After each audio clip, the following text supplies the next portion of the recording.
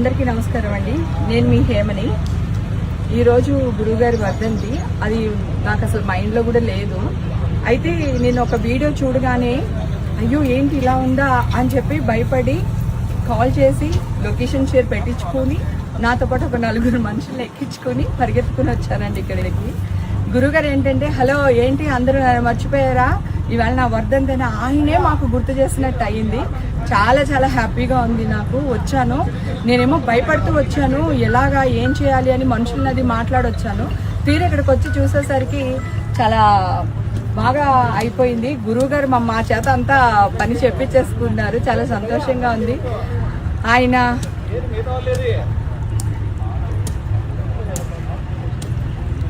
ఆయన బతుకుంటే నా లైఫ్ మరోలా ఉండేది. సో ఆయన చనిపోయిన తర్వాత కూడా మాకు అందరికీ గుర్తు చేసి ఇక్కడికి వచ్చేటట్టు చేశారు.